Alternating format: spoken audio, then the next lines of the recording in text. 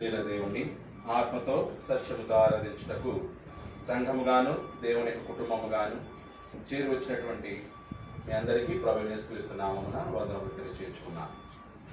ప్రతి ఆదివారం మనం తండ్రి అయిన దేవుణ్ణి ఆత్మతో సత్యముతో ఆరాధించడానికి ఆత్మ సంబంధమైనటువంటి బలులను స్తుతి యాగములను అర్పించుటకు మనం సంఘముగా చేరి వస్తూ ఉన్నాం. అలాగే యేసుక్రీస్తు యొక్క మరణ సమాధి పునరుద్ధానములను జ్ఞాపకం చేసుకోవడానికి కూడా మనం ముఖ్యంగా ఆ రోజున ఇలా మనం కలిసి రావడానికి ముఖ్య కారణం. ఎజ్రా గ్రంథాన్ని మనం చదువుకుంటూ ఉన్నాం. ఎన్ని అధ్యాయాలు చదివే ఇప్పటివరకు? 7 అధ్యాయాలు. 7 అధ్యాయాల వరకు మనం చదవగలిగాం.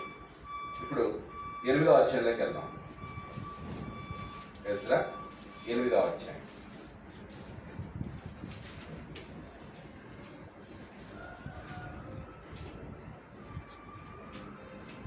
ఎనిమిది నుండి 10 అధ్యాయం.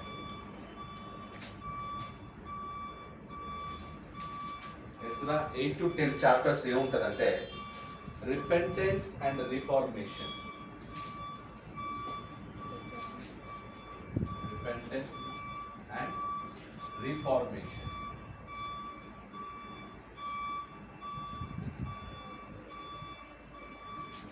అంటే అనేకమైన వాళ్ళు మారు మనసు పొందాలి, అలాగే పునరుద్ధరించబడాలి, రిఫార్మేషన్ అవ్వాలి. ఎందుకంటే వీళ్ళు చెరను ముగించుకుని ఎక్కడికి వస్తున్నారు? యెరూషలేముకి వస్తున్నారు. యెరూషలేముకి వచ్చిన తర్వాత చాలా మంది ఏమవ్వాలన్నమాట? మారు మనసు పొందాలి. చాలా మంది ఏమవ్వాలి? రిఫార్మేషన్ జరగాలి. లాస్ట్ టైం మనం చదివినప్పుడు జెరుబ్బాబెలు యొక్క లీడర్షిప్ లో ఎంతమంది వచ్చారు? దగ్గర 50,000 మంది వచ్చారు. అలాగే ఇప్పుడు ఎజ్రా నాయకత్వంలో కూడా ఎంతమంది వచ్చారో చూస్తామా. మొదటి నుండి మనం చదివినట్లయితే ఎజ్రాతో పాటు వచ్చినటువంటి వాళ్ళ లిస్ట్ అక్కడ చెప్పడం జరుగుతుంది. 8వ అధ్యాయం 1 నుండి 14 వచనాల్లో ఎజ్రాతో పాటు వచ్చిన వాళ్ళు 8వ అధ్యాయం 1 నుండి 14 వచనాల వరకు కూడా ఎజ్రాతో పాటు ఎవరెవరు వచ్చారో చెబుతున్నాడు.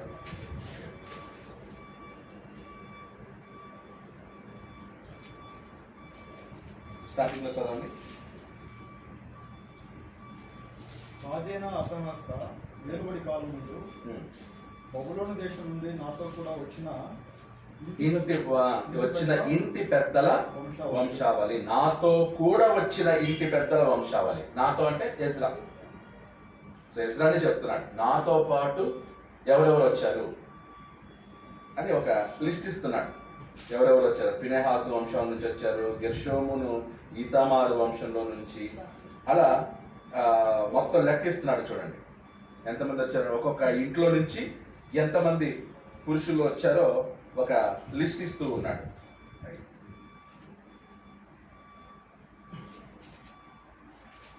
సో వీళ్ళందరూ కూడా ఆ ఇంటి యొక్క పెద్దవాళ్ళు. 14 వరకు మనం లిస్ట్ చూస్తాం. మీరు తర్వాత అది టోటల్ చేయాలి తర్వాత. ఓకే, 15 నుంచి చదువు. 15 నుంచి. వీరిని నేను అహవా వైపునకు పారు నది వద్దకు సమకూర్చితిని. అచ్చట మేము 3 దినములు గుడారములో ఉంచిని. అంతలో నేను జనులను యాజకులను తనిఖీ చూడగా లేవీడు ఒకడును నాకు కనపడలేదు. అప్పుడు నేను పెద్దలైన ఏలియాజరు. సో ఇక్కడ తర్వాత లేవీల గురించి మాట్లాడుతున్నాడు. ఇక్కడ ఏం రాసుకుంటారంటే దగ్గర 6,000 నుండి 7,000 మంది వచ్చారు. ఎవరితో పాటు? ఎజ్రాతో పాటు దగ్గర 6,000 నుండి 7,000 మంది వస్తారన్నమాట. మీరు అక్కడ లిస్టు టోటలింగ్ చేస్తే వాళ్ళ లిస్టు తర్వాత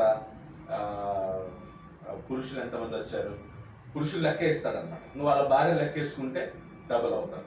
సో అలా దాదాపు ఎజ్రాతో పాటు వచ్చిన వాళ్ళు 6,000 నుండి 7,000 మంది వచ్చారు.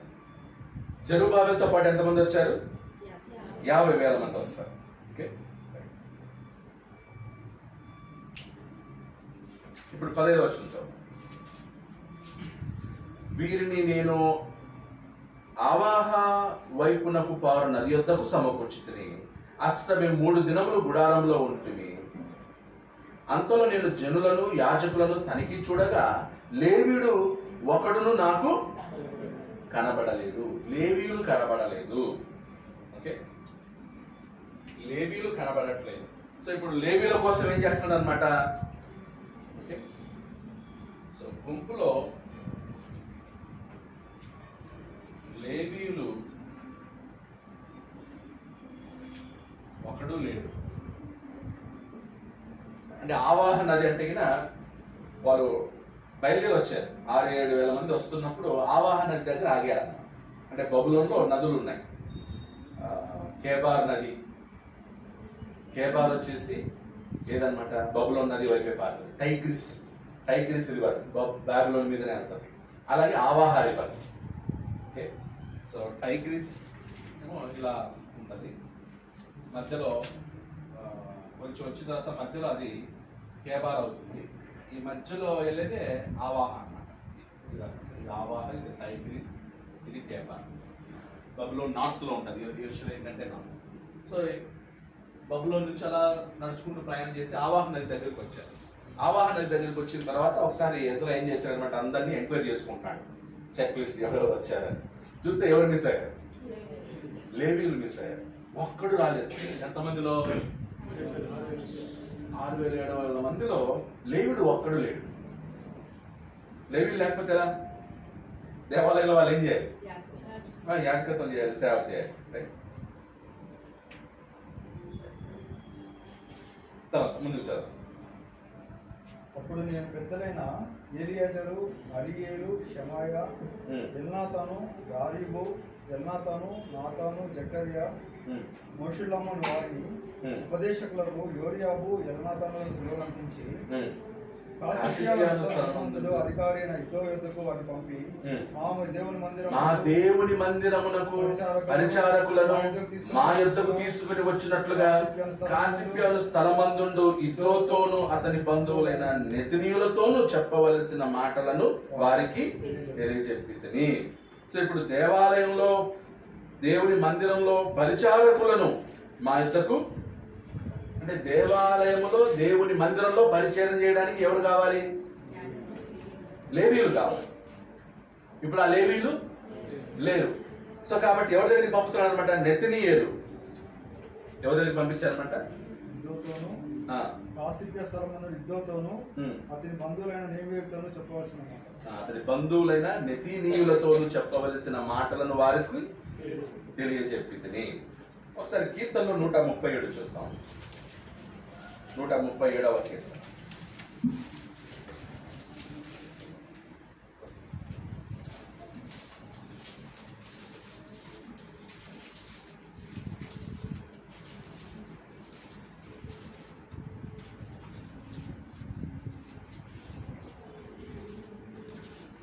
బబులోను నదుల యొద్ద కూర్చుండినప్పుడు మనము సియోనును జ్ఞాపకము చేసుకొని ఏడ్చుచుండి వారి మధ్యనున్న నిరవంది చెట్లకు మన సితారలో తగిలించితివి.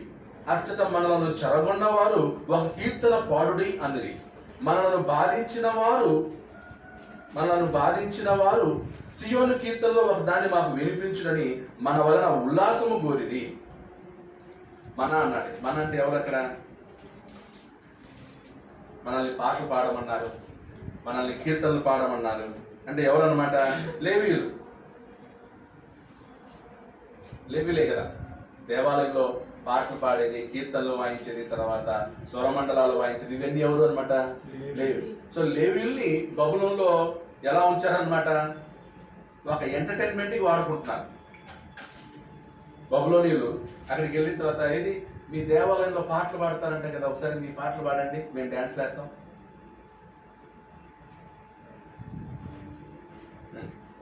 అంటే మన వాటి మధ్యలో నిరవంజి చెట్లకు మన సితారలను తగిలించి తిని.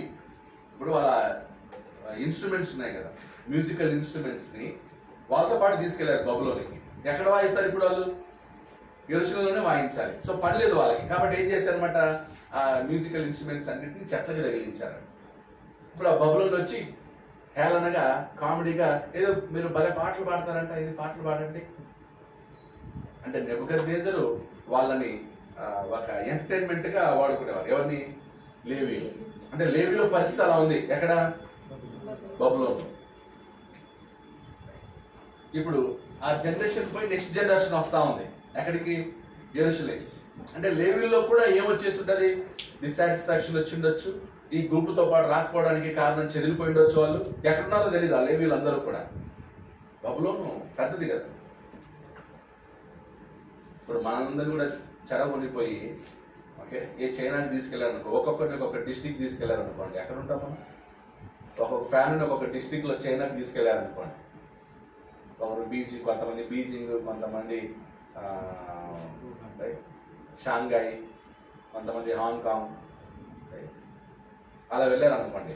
ఇప్పుడు మళ్ళీ మనం అందరం యూనిటీ రావాలంటే ఎవరు ఏ డిస్ట్రిక్ట్ లో ఉన్నారో ఎక్కడున్నారో అవేమి కనెక్షన్ ఉండదు. సో ఇప్పుడు లేవీలు కూడా మిస్ అయిపోయారు.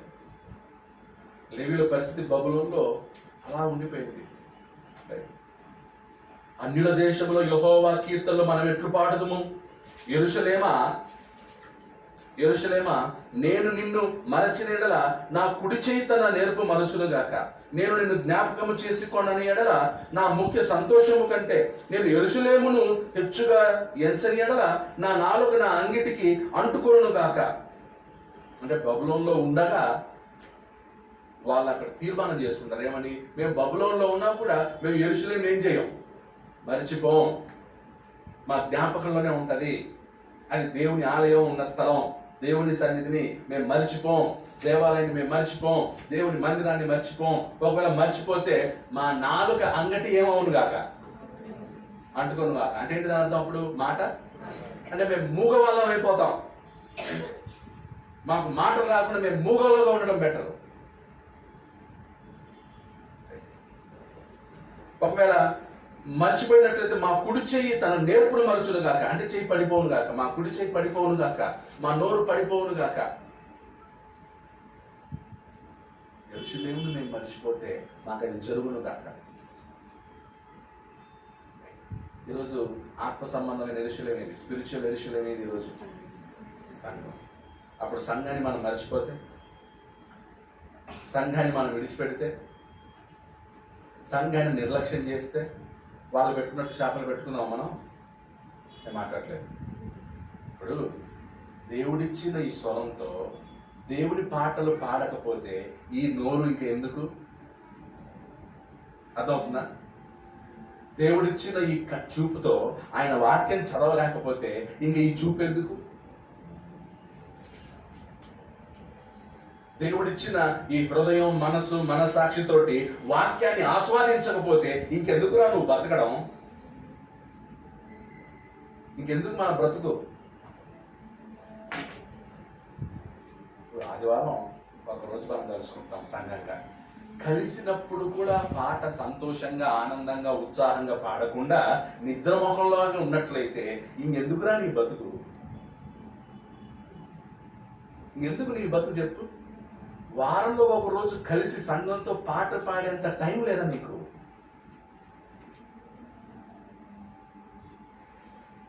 అంత దరిద్రంగా ఉన్నారా? అంత వరస్ట్గా తయారయ్తున్నారా? చూడండి ఎలా ఉన్నారు. అన్య దేశంలో మా దేవుని పాటలు పాడకుండా అలా ఉంటే మేము మర్చిపోతామేమో. అలా మేము మర్చిపోయినట్లయితే మా చెయ్యి పడిపోను గాక, మా నోరు పడిపోవును గాక, దేవుని మేము మర్చిపోతే. అంటే వాళ్ళు నిజమైనటువంటి దేవుని పట్ల వాళ్ళు ప్రమాణం చేసుకుంటున్నారు. ఈరోజు లేవీలు యాజక సమూహం ఎవరు? మనం.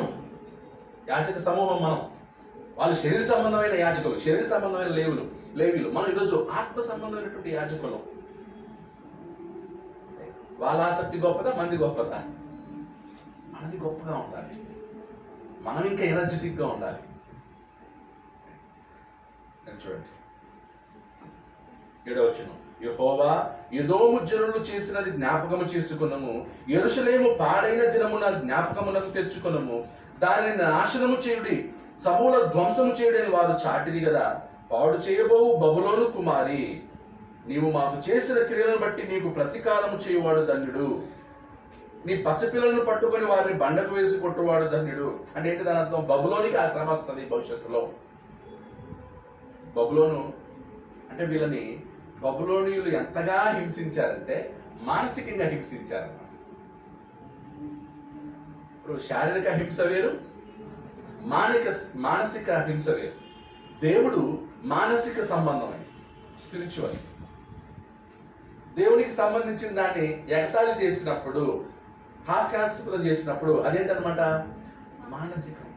మానసికంగా వీళ్ళు టార్చర్ పెట్టినప్పుడు వీళ్ళు మమ్మల్ని మీరు ఇంత టార్చర్ పెడుతున్నారు, రేపు మీ పరిస్థితి ఇలాగే ఉంటది, మిమ్మల్ని పాడు చేసేవాడు వాడెవరో వాడు ధన్యుడు అవుతాడు అని మాట్లాడారు. అలా బబులోనీయుల్లో లేవీల పరిస్థితి అలా ఉంది. ఇప్పుడు విడుదల పొందారు, ఎక్కడికి యెరూషలేముకి వెళ్ళొచ్చు. మరి ఇప్పుడు లేవీలు ఎక్కడున్నారు? ఎజ్రా తీసుకొస్తున్నాడు గ్రూప్ని. ఆ టీంలో ఒక లేవీడు కూడా లేదు. ఇప్పుడు మళ్ళీ 16 నుండి చదువుతాం, తర్వాత 16 నుండి 20 చదువుతాం. 8వ అధ్యాయం 16 నుండి 20 ఏం రాసుకుంటారంటే,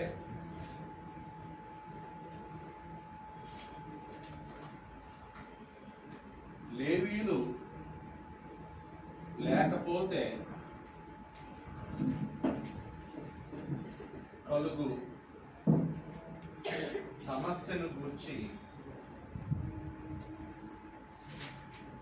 ఎజ్రా చెప్పుట.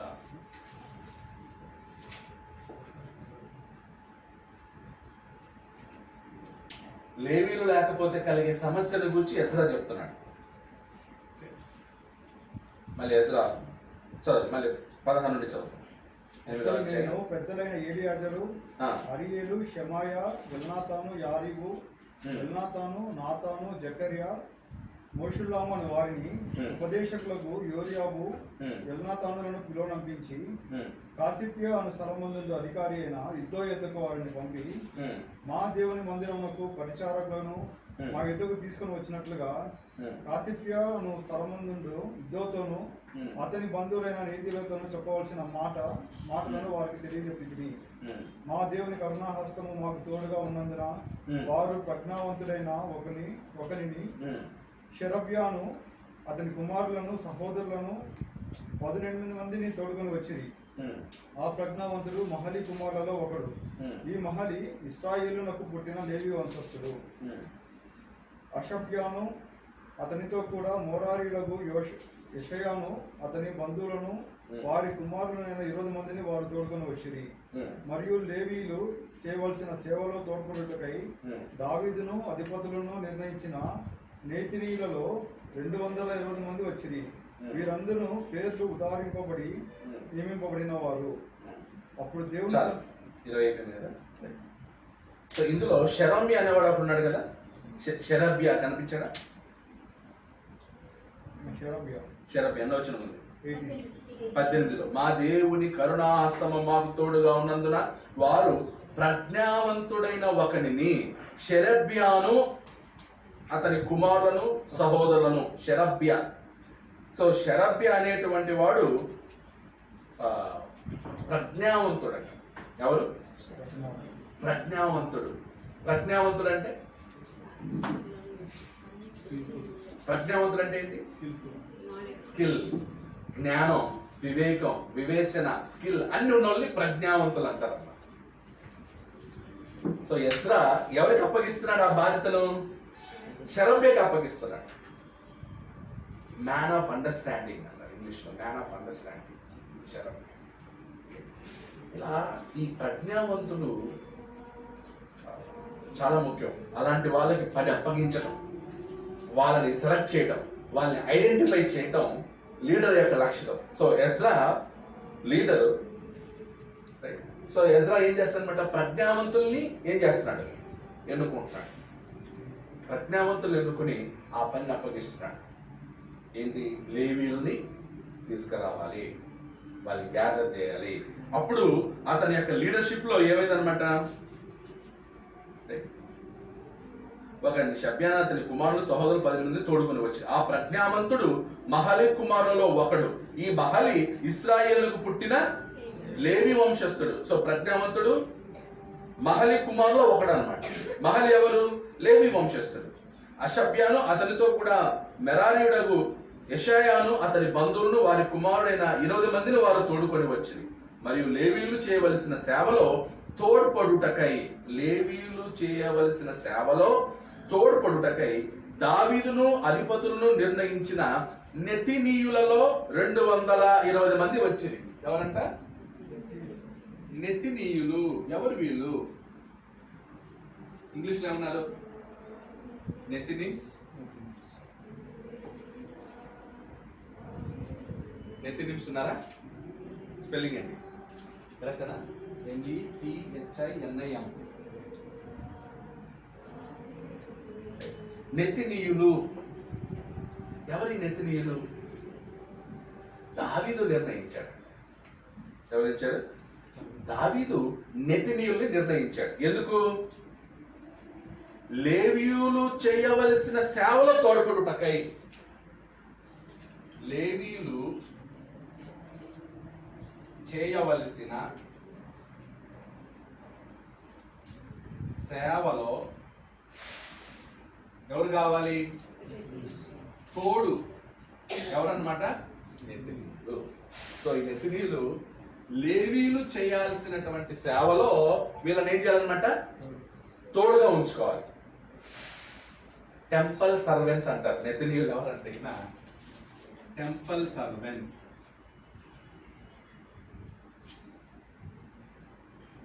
Temple servants.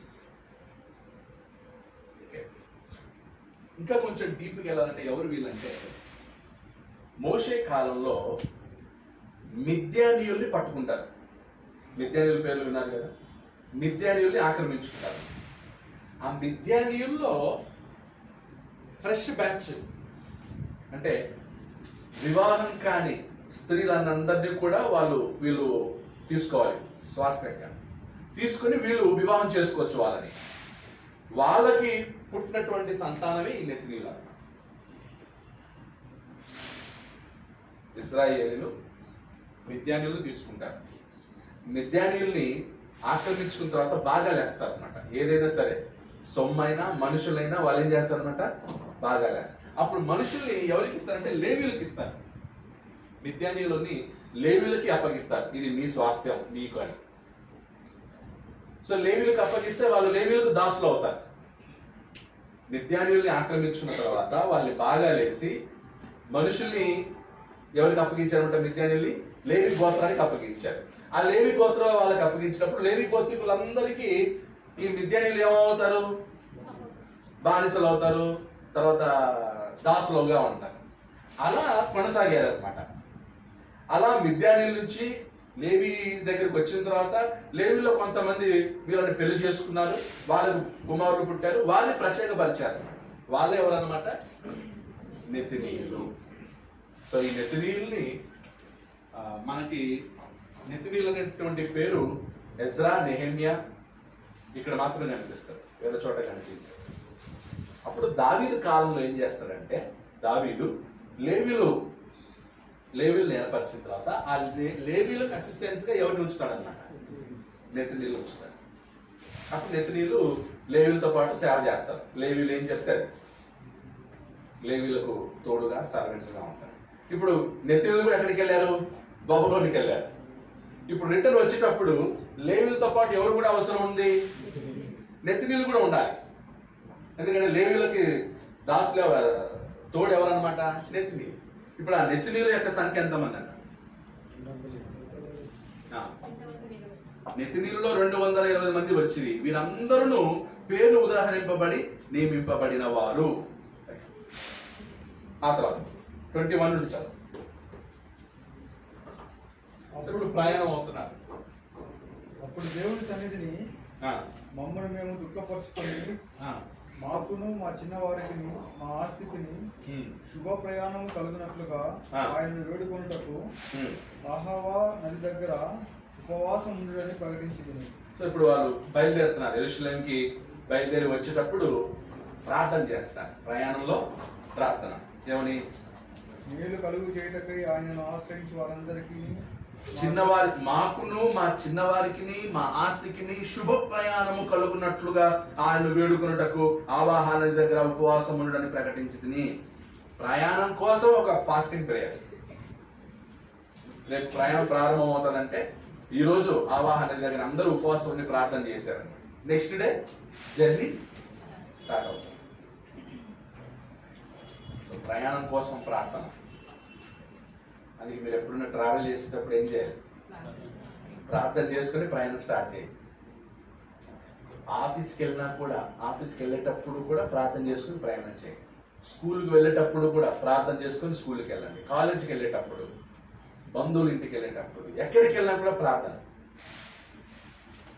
ఇలా బండి ఎక్కారా, మోటార్ సైకిల్ మీద ఎక్కగానే ఏముంది?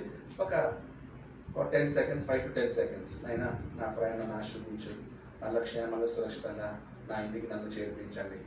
అయిపోయింది. చిన్న ప్రార్థన.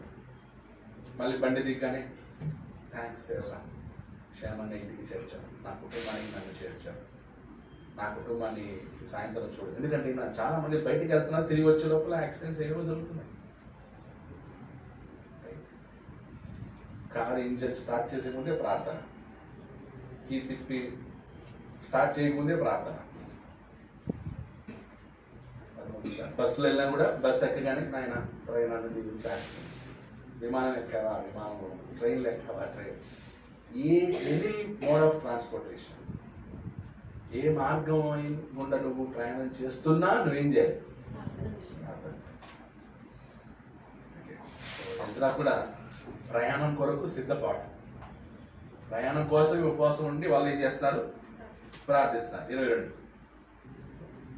మేలు కలుగు చేయటకై ఆయన ఆశ్రయించి వారందరికీ మా దేవుని హస్తము తోడుగా ఉండును గాని ఆయన హస్తమును ఆయన ఉగ్రతయు ఆయన విసర్జించి వారు మేలు కలుగ చేయుటకై ఆయనను ఆశ్రయించు వారికి అందరికీ మా దేవుని హస్తము తోడుగా ఉండును. మా దేవుని హస్తం మాకు తోడుగా ఉండును. తర్వాత ఆయన హస్తమును ఆయన ఉగ్రతయు ఆయన విసర్జించు వారందరి మీదికి వచ్చునని. ఓకే, ఆయన హస్తము ఆయన ఉగ్రతయు ఆయన విసర్జించే వారందరి మీదకి వచ్చునని మేము రాజుతో చెప్పి ఉంటిమి కనుక మార్గమందున్న శత్రువుల విషయమై మాకు సహాయము చేయనట్లు కాల్బలమును రౌతులను రాజునద్ద కావాలని మనవి చేయుటకు సిగ్గు నాకు తోచెను. ఓకే, అంటే ఇప్పుడు వీళ్ళు ప్రయాణమై యెరూషలేంకి రీచ్ అవ్వాలంటే మధ్యలో చాలా దేశాలు దాటి వెళ్ళాలి. ఈ లోపల ఎవడో వచ్చేసి వీళ్ళని అటాక్ చేసి మళ్ళీ బానిసలకు తీసుకెళ్తే, అందుకు మాది పారసీక రాజు అర్తాషస్ దగ్గర రిక్వెస్ట్ చేస్తున్నాడు. ఏమని? మాకు ప్రొటెక్షన్ కావాలి, మేము యెరూషలేం వెళ్ళేంత వరకు మమ్మల్ని ఎవరు కూడా ముట్టకూడదు, తాకకూడదు.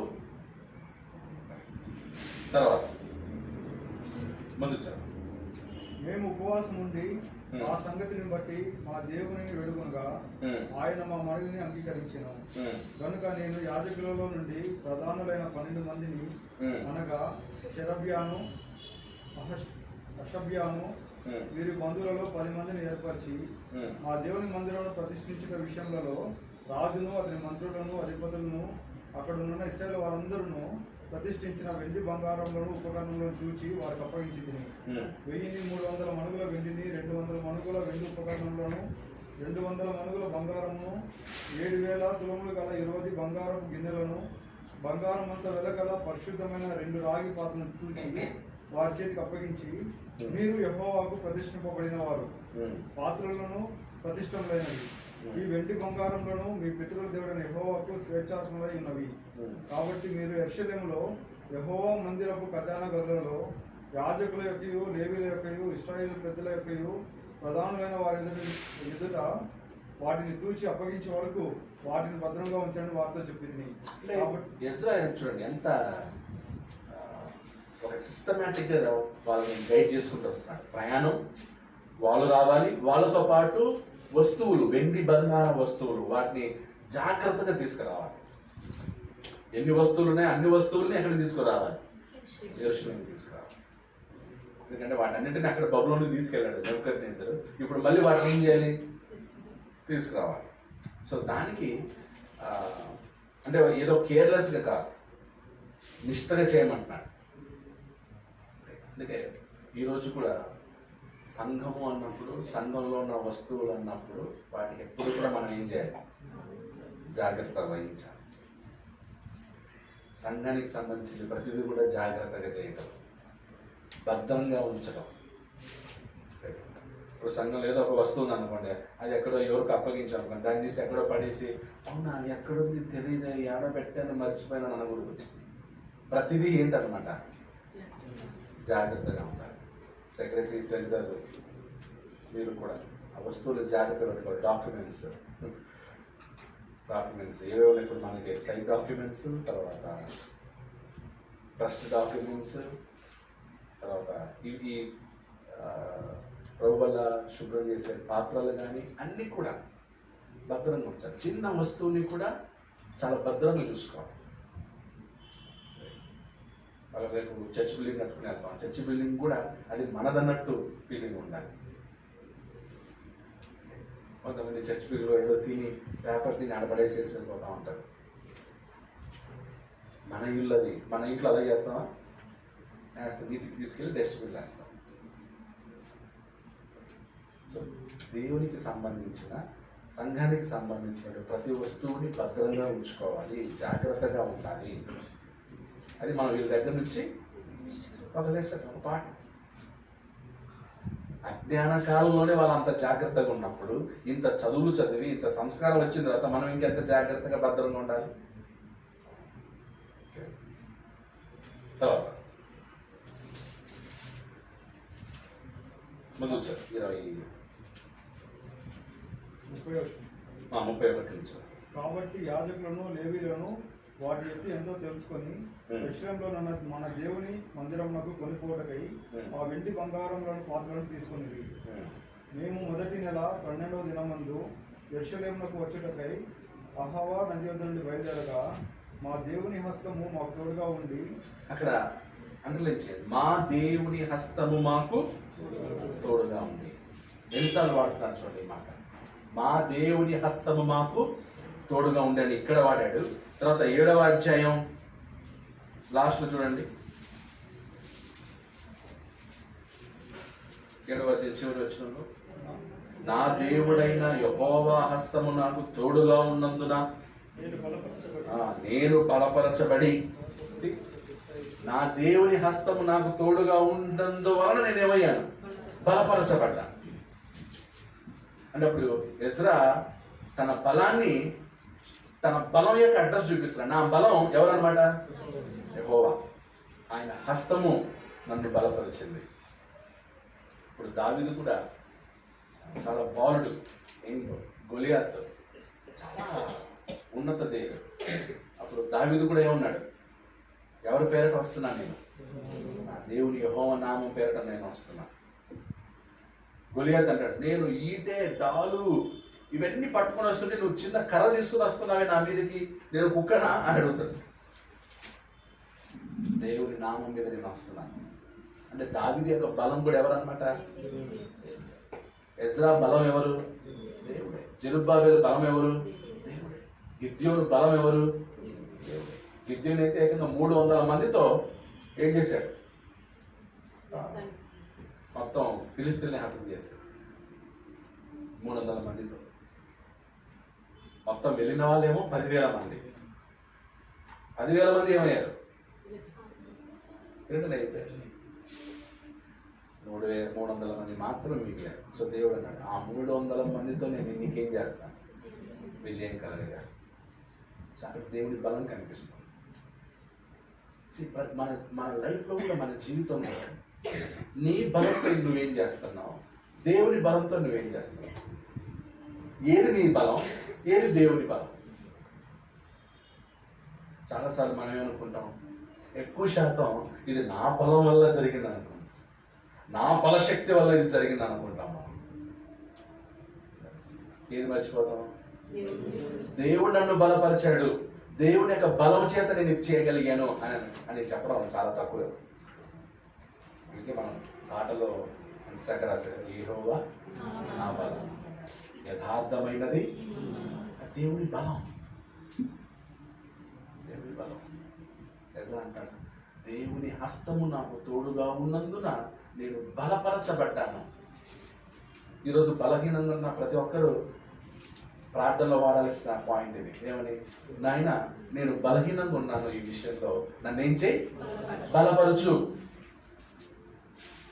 నేను సోమరితనంగా ఉన్నాను, అది నా బలహీనత, నన్ను ఏం చేయి, బలపరచు. నేను నిర్లక్ష్యంగా ఉన్నాను, అది నా బలహీనత, నన్ను బలపరచు. నా భర్త బలహీనంగా ఉన్నాడు, బలపరచు. నా భార్య బలహీనంగా ఉంది, బలపరచు. నా సహోదరుడు బలహీనంగా ఉన్నాడు, బలపరచు. మా సంఘస్థులు బలహీనంగా ఉన్నారు, వాళ్ళని బలపరచు. అంటే దేవుని హస్తాన్ని మనం చూడగలిగాలి. నీ హస్తము చేత మమ్మల్ని బలపరచు నాయన. అపోస్తలుడైన పౌలు ఏమన్నాడు?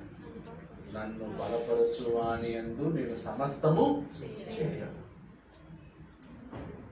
సో పౌలుని బలపరుచున్నవాడు ఎవరు? ఈరోజు కూడా అదే సేమ్ దేవుని యొక్క బలం. ఈరోజు నేను సువార్త సేవ చేస్తున్నా, దేవుని బలం చేత సేవ చేస్తాను, మా సొంత ఇది కాదు. సో ఇప్పుడు మీరు కూడా మా బలాన్ని చూడకూడదు. బ్రదర్ వెనకలు ఎవరున్నారు? దేవుని బలం ఉంది, దేవుడు బలపరుస్తున్నాడు అని చూడాలి తప్ప మీరు మా బలాన్ని మీరు చూడకూడదు. సువార్థికులం దైవజనులు సేవ చేసేది ఎవరు కూడా తమ సొంత శక్తిగా, తమ సొంత బలంగా దేవుడు బలపరిచి వాడుకుంటాడు. ఆ విషయం తెలియక కొంతమంది మా మీదనే జలసి. మా మీద జలసి పడకూడదు. సువార్థికుడి మీద ఎవరు ఆశయపడతారు? అది మా బలం కాదు. ఎవరి బలం అది? దేవుని బలం. ఎవరైనా బలంగా వాడబడుతున్నాం మాట అంటాం కదా, బలంగా వాడబడుతున్నారంటే మీరు దేవుని బలం అంటాం. అంటే ఏంటి దాని అర్థం? ఎవరు బలపరుస్తున్నారు? దేవుడు బలంగా వాడుకునేటువంటి వాని మీద అసూయపడకూడదు. కొన్నిసార్లు సంఘంలో ఉన్న వాళ్ళని బలంగా వాడుకుంటాడు దేవుడు. ఇప్పుడు లేవీలు మిస్ అయ్యారు, లేవీలు లేకపోయేసరికి లేకపోయినా పర్లేదని పోదామని అంటున్నారా? ఆగి లేవీలు వచ్చేంత వరకు ఏం చేస్తామన్నమాట? సేవ చేసేవాళ్ళు కావాలి, దేవాలయంలో సేవ చేసేవాళ్ళు కావాలి, దేవుని రాజ్యంలో సేవ చేసే సేవకులు కావాలి. We need servants for the kingdom. అంటే ఇప్పుడు సంఘం యొక్క బాధ్యత ఏంటంటే searching for the servants for the Kingdom. Kingdom expansion అవ్వాలంటే దాని కొరకు ఎవరు ఉండాలి? సర్వెంట్స్. దేవాలయంలో పని జరగాలంటే ఎవరు ఉండాలి? సేవకులు. ఆ సేవకుల కోసం మన యొక్క ఆతృత ఉండాలి. అందుకే బైబిల్ కాలేజెస్, థియాలజికల్ కాలేజెస్ ఎందుకు ఉండేవి? అలాంటి సేవకుల్ని తయారు చేయడానికి. వాళ్ళందరూ తయారయ్యేటట్లుగా సంఘం ఏం చేస్తామంటే సపోర్ట్ చేస్తాం. సంఘం సపోర్టుగా ఉండాలి. సేవకులు రావడానికి, సేవకులు పుట్టడానికి, సేవకులు బయలుదేరి ఫీల్డ్లోకి రావడానికి సంఘం ఏం చేయాలి? ప్రార్థన చేయాలి, సపోర్ట్ చేయాలి. సో మేబీ రేపు క్యాల్పన్ క్రీస్తులో గొప్ప కెరిస్మాటిక్ సేవకులు బయటకు రావాలి. చర్చ్ హిస్టరీలో, క్యాల్పన్ చర్చ్ హిస్టరీలో ఎంతమంది సువార్థికులను మనం తయారు చేస్తున్నాం, ఎంతమంది సువార్థికులు మనం పంపిస్తున్నాం. వీఆర్ సెండింగ్ చర్చ్ అవ్వాలి. సెండింగ్ చర్చ్ అంటే బైబిల్లో సెండింగ్ చర్చెస్ ఏవి? యెరూషలేము సంఘం, ఇంకా ఇంకోటి సెండింగ్ చర్చెస్. సువార్థికుల్ని పంపిన సంఘం యెరూషలేము సంఘం. ఇంకోటి సువార్థికుల్ని పంపిన సంఘం ఏది? అంతియోకియా.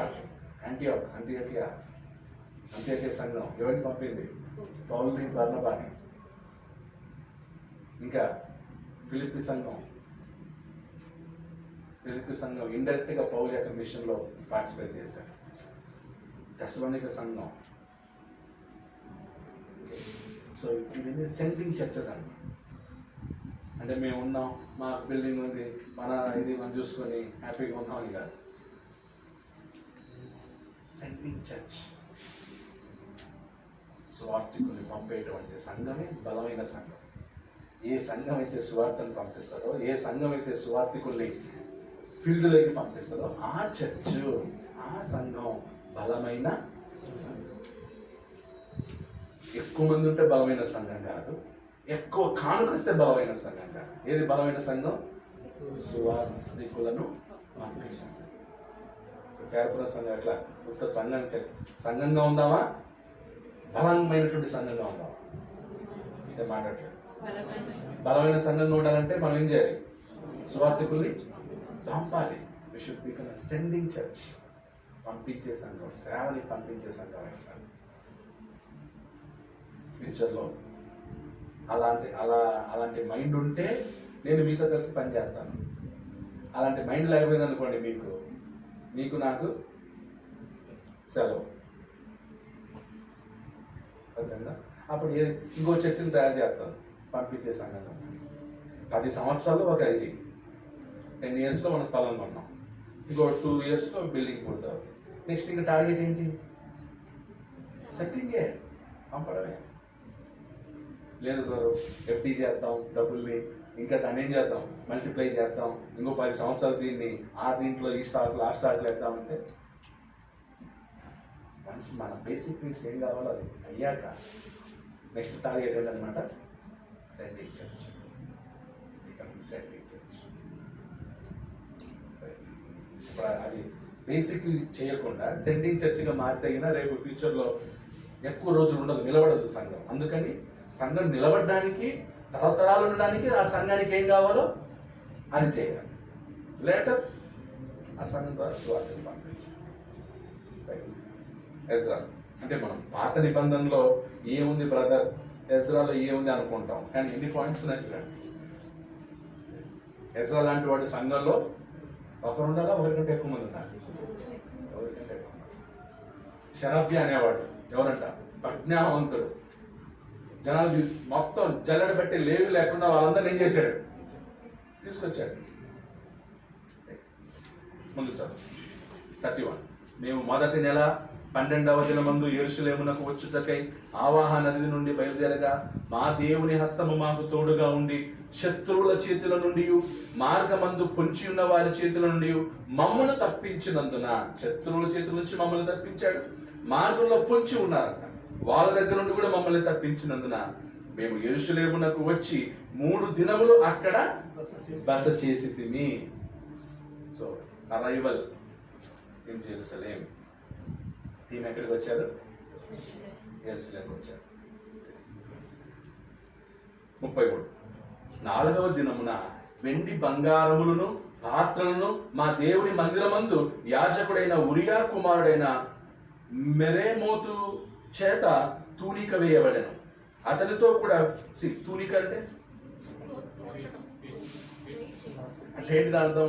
ఎంత తెచ్చామో, మేము బయలుదేరినప్పుడు ఎంత బరువు ఉందో వచ్చాక అంతే బరువు ఉండాలి. అంటే ఏంటి దాని అర్థం? పనిలో బాధ్యతలో క్యాలిక్యులేషన్ మిస్ మ్యాచ్ కాకూడదు. ఎంత తెచ్చామో అంతే ఉండాలండి. తూకం వేయండి. ఎవడన్నా దాచుకున్నాడేమో, మోసుకొచ్చేపడి ఎవరన్నా దాచుకున్నాడేమో. అలా ఒకడు ఉన్నాడు కదా, ఎవరు? ఆకాన్ అనేవాడు. యెహోషువ కాలంలో ఆకాన్ అనేవాడు ఏం చేశాడు? ఒక ప్రశస్తమైన వస్త్రాన్ని ఏం చేశాడు? దొంగతనం చేసి పెట్టుకున్నాడు. దానివల్ల చిన్న దేశం హాయి మీద ఓడిపోతారు ఇశ్రాయేలు.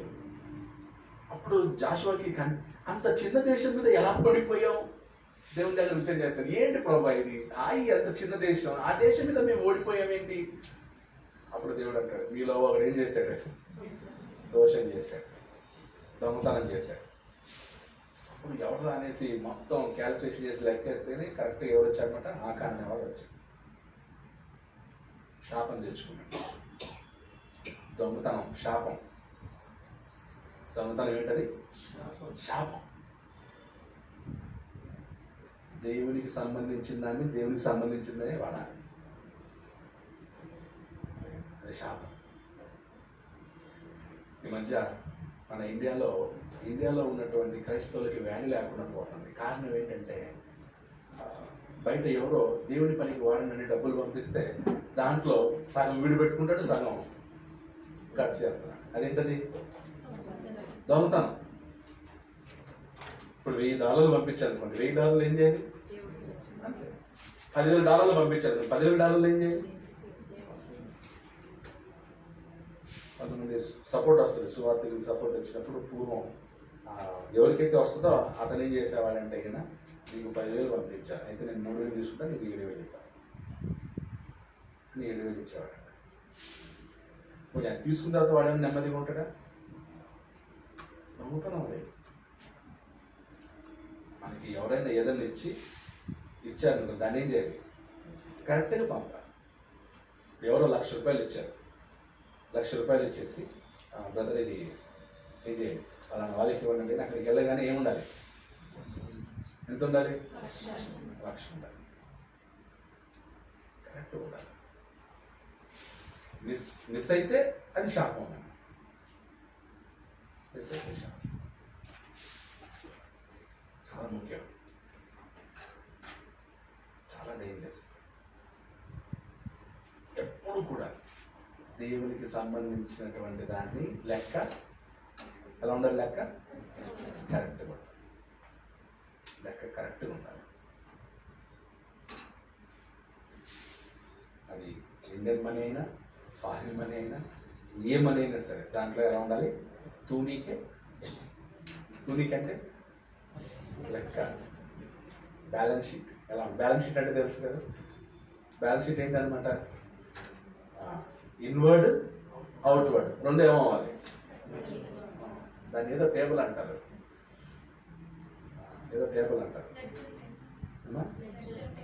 లెడ్జర్, ఇంకోటి ఏదంటారు, ఏదో ఒక సమాధానం అంటారు. అంటే సమానంగా ఉండేదాన్ని ఏదో అంటారు. అవ్వదు. నేను మా కంపెనీలో పనిచేసేటప్పుడు నేను అకౌంట్స్ పేబుల్ అకౌంట్ సెక్షన్లో ఉండేవాడిని. అదేదో టాలీ అనేది జనరల్ వర్డ్, ఏదో ఒకటి అంటారు. దాంట్లో సీతో స్టార్ట్ అవుతుంది అనమాట. కన్సలేషన్ ఏదో అంటారు.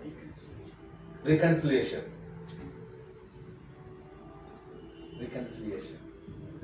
అంటే టాలీ అవుతుందని రికన్సిలియేషన్ అనే మాట. చాలా పెద్ద మాట యాక్చువల్లీ రికన్సిలియేషన్. మాకు అకౌంట్స్ పేబుల్ కదా, కొంచెం రాంగ్ పేమెంట్ జరిగితే, నష్టం జరిగితే కదా అది ఎంత ఎఫెక్ట్ అంటే మేనేజర్తో మీటింగ్లు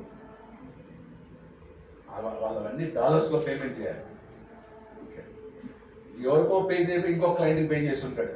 ఇక్కడ మాట్లాడుకుంటూ హాయిగుంటూ టక్కని బట్టలు ఒక్కింటాడు, ఎవరికో పెడుతుంది పేమెంట్. అది 1 month తర్వాత ఎస్కలేషన్ వస్తుంది.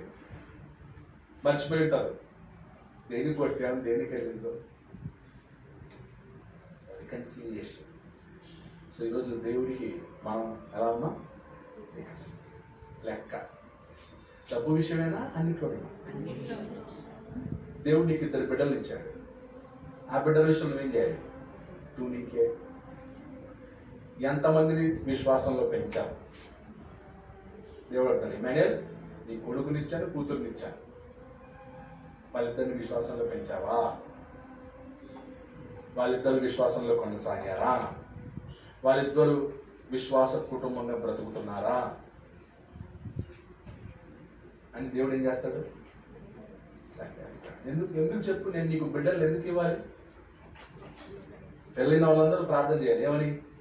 నాయన మాకు పిల్లల్ని ఇస్తే మేము ఇలా పెంచుతాం, నువ్వు మాకు బిడ్డల్ని ఇస్తే మేము ఇలా తీర్చిదిద్దుతాం, నువ్వు మాకు బిడ్డల్ని ఇస్తే మీకోసం పెంచుతాం అన్న అలాగే కదా ప్రార్థన చేసింది. నాయన నువ్వు నాకు మగ బిడ్డనే ఇవ్వాలి, ఆ మగ బిడ్డ నేనేం చేయాలి? నీకే మళ్ళీ ఇవ్వాలి. నువ్వు నీకే ఇస్తాను ఆ బిడ్డ. లెక్క సరిపోయిందా? అన్న విషయం లెక్క సరిపోయిందా?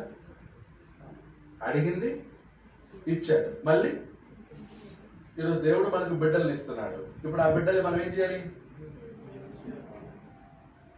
దేవుడు ఏలిని అడిగాడు, ఏలి నీ నాకంటే నీ కుమారుడు నువ్వు గొప్ప చేసుకున్నావు కదా.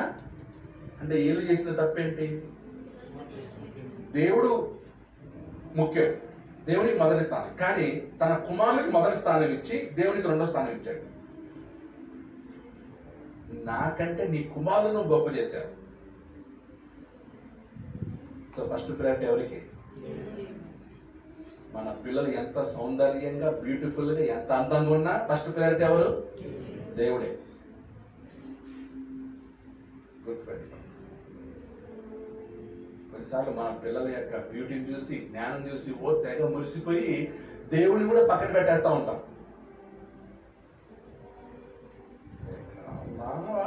మావాడు ఎవరు అనుకున్నావు? మా మేనత్త పోలిక, మా మేనమా పోలిక. అవునా?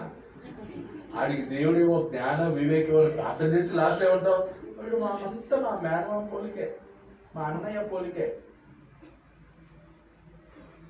నేను దేవుడు లేరా?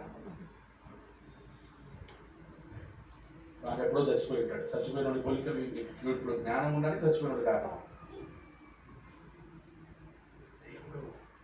దేవుడు నా బిడ్డకి జ్ఞానం ఇచ్చాడు. దేవుడు నా బిడ్డకి మంచి చదువులు ఇచ్చాడు.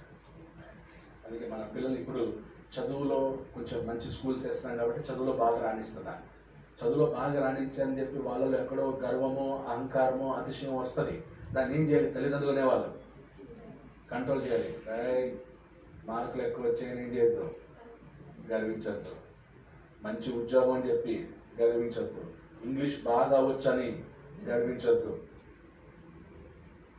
ప్రతి దగ్గర మనం ఏం చేయాలి? తల్లిదండ్రులు మన పిల్లలకి ఇప్పుడు ఇంగ్లీష్ రావడం అది ఒక పెద్ద ఇదైపోయింది. నా అలా ఎవరు మాట్లాడరు ఇంగ్లీష్, దాంతో అది ఇచ్చించుకోవడం, గర్వించడం.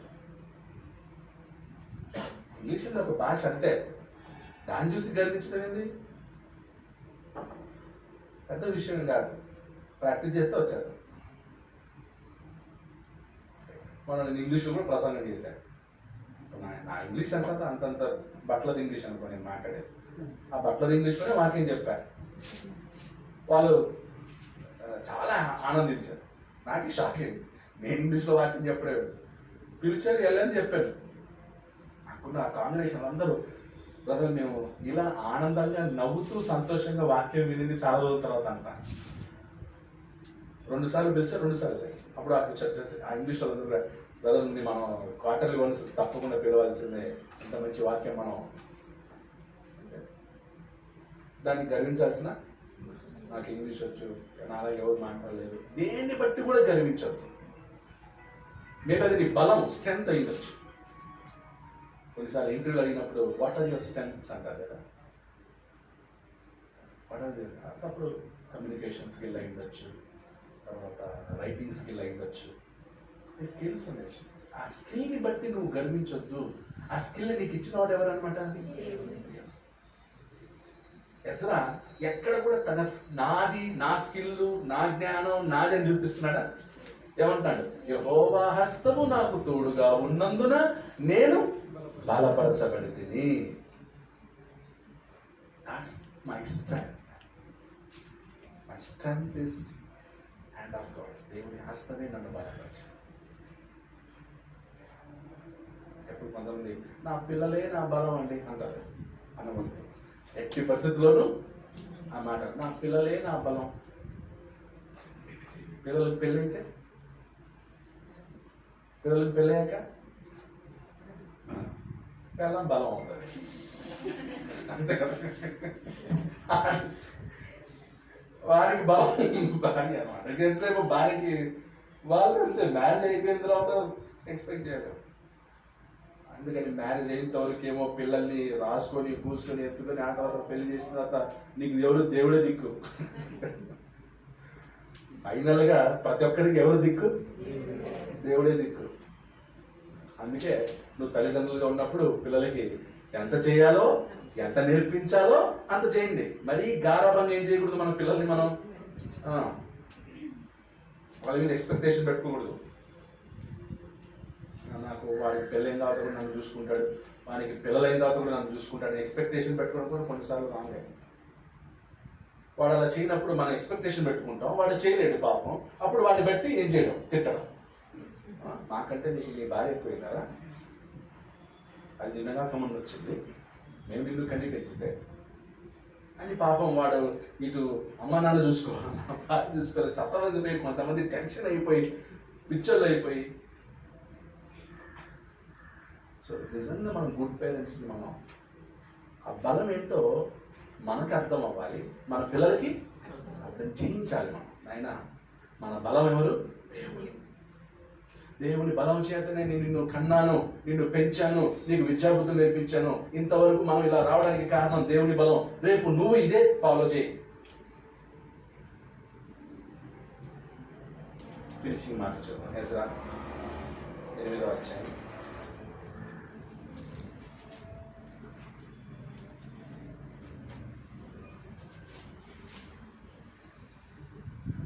34. కుమారుడైన మొరెము చేత తూనికి వేయబడెను, అతనితో కూడా ఫినెహాసు కుమారుడైన ఎలియాజరు ఉండెను. వీరితో లేవీలైన యేషువా కుమారుడైన యోజాబాదును, బిన్నూయి కుమారుడైన నోవాజయును కూడా నుండిరి. సంఖ్య చొప్పునను ఎత్తు చొప్పునను అన్నిటినీ సరిచూచిన తరువాత వాటి ఎత్తు ఎంతైనది లెక్కలలో వ్రాసిరి. అప్పుడే ఏముందనమాట, బీసీ 457 ఆ టైంలోనే లెక్క అకౌంట్స్ ఉందంట. ఎంత వచ్చింది, ఎంత ఎత్తుంది, ఎంత తూకంలో లెక్కలు రాసిరి. 35 మరియు చెరలోనికి కొనిపోబడిన వారికి పుట్టి చెర నుండి విడుదల నుండి తిరిగి వచ్చిన వారు ఇశ్రాయేలుల దేవునికి దహన బలులు అర్పించింది. ఇశ్రాయేలులందరి కొరకు 12 ఎడ్లను, 96 పొట్టేళ్లను, 77 గొర్రె పిల్లలను, పాప పరిహారార్థ బలిగా 12 మేకపోతులను తెచ్చి అన్నిటినీ దహన బలిగా యెహోవాకు అర్పించింది. సో ఆ కాలంలో సిస్టమ్ ఏంటి? బలి అర్పించడం, జంతు బలి ఉండే. యేసుక్రీస్తు తర్వాత జంతు బలికి ఏమైంది? ఇక జంతు బలి ఇవ్వాల్సిన యేసుక్రీస్తే అందరి కొరకు ఒక్కసారి ఒకే బలి. అందుకే ఆయన సిలువలో ఆయన రక్తం కాచింది, చనిపోవడానికి కారణం ఏంటంటే బలి అవ్వడానికి. ఆయన బలి కాకపోతే ఇంకా జంతు బలి ఏమయ్యేది? ఇప్పటికీ యేసుక్రీస్తు బలి అయిన తర్వాత ఇంకా జంతు బలి. కానీ అప్పటి వరకు గొర్రెల యొక్క మేకలు అర్పించేవారు. 36 వారు రాజు యొక్క నిర్ణయములను, రాజు యొక్క సేనాధిపతులను, నది యువతలనున్న అధికారులకును అప్పగించిన తర్వాత వీరు జనులకును దేవుని మందిరపు పనికిని సహాయము చేసింది. సో ఈ విధంగా ఎజ్రా ఎక్కడికి వచ్చాడు అనమాట? యెరూషలేముకి వచ్చాడు. ఎవరెవరితో వచ్చాడో చెప్పాడు. వచ్చాక ఏం చేశాడో మనం 7వ అధ్యాయంలో చూసాం. అక్కడ అందరినీ రెస్టోర్ చేశాడు, ప్రతిష్ఠ అయిపోయింది. సో ఇది ఏంటంటే ఎలా వచ్చాడో చెప్పింది 8. కానీ 6, 7 అధ్యాయంలో వాళ్ళు వచ్చేసి దేవాలయం ప్రతిష్ఠ చేశారు. మనది మనం చూసాం. దేవాలయ ప్రతిష్ఠ ఏమో జెరుబాబెలు టైంలో జరిగింది. ఎజ్రా కాలం ఏమో ఆ దేవాలయంలో ఆరాధన జరిగింది. సో నెక్స్ట్ అధ్యాయాలు మనం చూద్దాం. ఫినిషింగ్ అధ్యాయాలు 9, 10 అధ్యాయాలు మనం వచ్చే వారం ఆలోచించడం జరుగుతుంది. మాట్లాడుకుందాం.